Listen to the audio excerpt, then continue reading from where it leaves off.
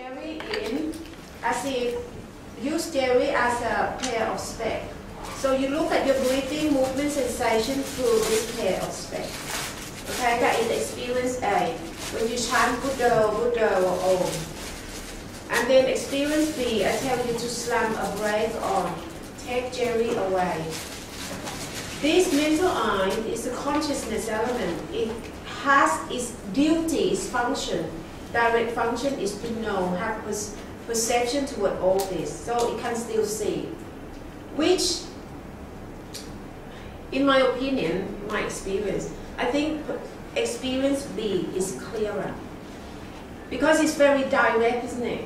It's a very direct, viewing to your breathing movement sensation.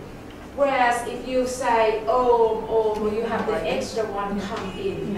Okay? It's just like you have extra things come in to be in between. And then it makes the clarity less. Make the clarity less. So this is the reason that I don't advise you to chant when you bring your mental self back home. But there is only one reason that you will chant is when you are being attacked by Jerry from left, right, center. Okay? When you have Jerry, especially Black Jerry in the whole army like this, you cannot note your breathing movement sensation. It won't work. So when this happens, okay, my way of explaining is just to force Jerry, which is the mantra, force Jerry into it so that the Black Jerry can be squeezed out. That is Buddha, Buddha, Buddha, Buddha, Buddha, Buddha, Buddha, chant, chant, chant. Okay, to force Jerry out. Okay? So try this, but in a normal circumstance, when you are in control, don't chant. One crucial reason is that if you want to reach the fourth home, the fourth foundation of mindfulness, it is important that your mind has to be totally free from Jerry. Now we're going to practice the innocent perception later, okay? Before we go to the botanical garden. The fourth foundation, the third foundation is about trying to learn about Jerry coming and then interact with your mental self and then disappear according to the law of change. Okay, that's why I turned on the music for you. However, if some of you do not experience any scratching at all, it means that your pendulum is totally still. It is because you have the meditative energy. To have the meditative energy, Jerry cannot penetrate through. You see, Jerry cannot penetrate through to scratch you. Okay, because due to the meditative energy, which is good, it means the pendulum is still. Okay. But whenever you see, but some of you may see that Jerry come in, some emotion come in, and then even scratch you. So what you have to do is use your mental eye, look into this chest area, and then breathe deeply, blow Jerry out, and the pendulum will stay still again. Okay? Can you see that? In the practice. With the music like this, you can see that how powerful this pink Jerry is, especially that come with the music industry. Especially when you have your favorite type of music. The moment that you listen, that's it. Next minute you're gone already, and then stay in there. Okay. So this is very. If used this standard, is a pure killjoy. Okay. But to the Dharma standard, you need to do this. You need to do this. Because when you can do this, it can apply to people who criticize you, disparage you, or, say, the bad words about you, or this listening is all sound. So if you can listen to the sounds as it is, as they are, you won't be affected by it. Okay? You won't be affected by it. So you can listen to the sound, no matter what sound, as they are. So this is the whole point why you need to practice. Yeah? So in the end, this is about practicing detachment from all this jerry. Right, I'm going to talk about the sixth sense now. Talk about the sixth sense. Now, can everyone, don't have to close your eyes anymore, okay? Open your eyes. Use your hand, yes.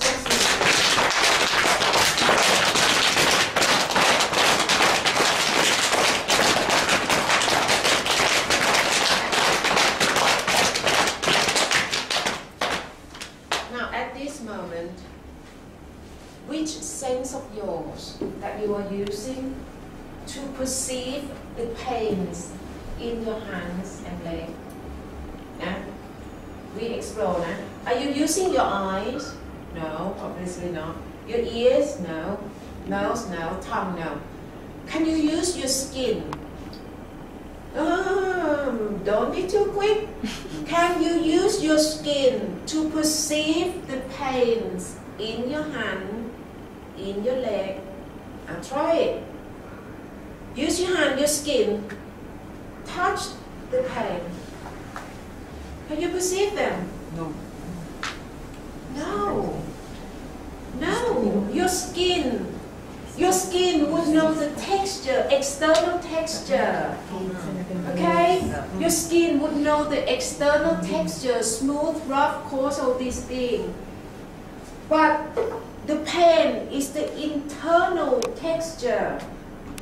Therefore, you cannot use your skin, okay, to perceive them. But you still perceive them anyway, right?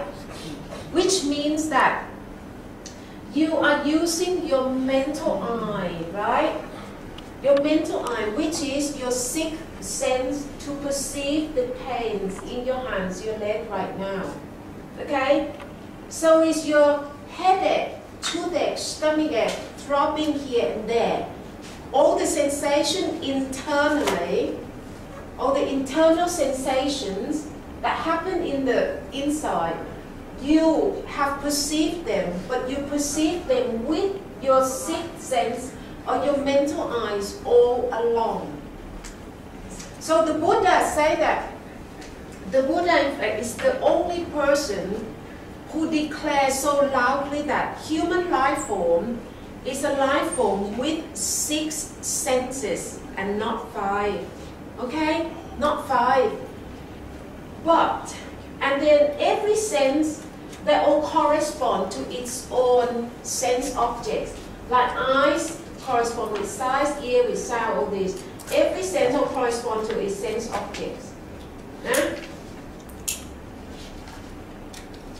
As well as, and then the sixth sense also have its own sense objects, which is your thought, your memories, and your feelings. Okay? The trouble is that in the medical science or in our intellectual knowledge, we all know that we have a mind. We all know we have a mind. Yeah? And this mind, even though we cannot see them, they're in here, we cannot refuse or we deny its existence. Because it is this nature that caused us, make us have this really big industry, drugs industry, right? Because of this unsettlement, so we go see doctor all these things. Yeah? So therefore, the scientists, in fact, they want to study about the mind. How it works, why people have breakdown, have depression, feeling suicidal, but why some people can be in control of themselves. They need to study this nature in a very scientific means. But they don't know how to do it because the way that our intellectual knowledge works, it's based on one entity with 5 senses. Now, the way that the intellectual knowledge is based on one entity, they believe that there is only this physical self with 5 senses. Whereas the Buddha said that, no, there are 5 entities with 6 senses. You see how different it is. The whole of the intellectual knowledge, in fact, is twisted from day one. from the basic because it is based on the fact that human life form has only one entity, this flesh, with 5 senses. But the Buddha said, no, we got 5 entities with 6 senses. And that 6th sense is your mental eye. Your mental eye, which corresponds to its own sense object, which is Jerry, or memory, thought, and feelings. On top of that, this mental eye still perceives your internal pain. Headache, toothache, stomach ache, all these throbbing things. Okay? So a wide range of sense object through the 6th sense that the intellectual world do not know. However, they know that this thing is the problem, this the mind. No? This whole thing is the problem. So how can they study this whole lot that they call the mind in a scientific way?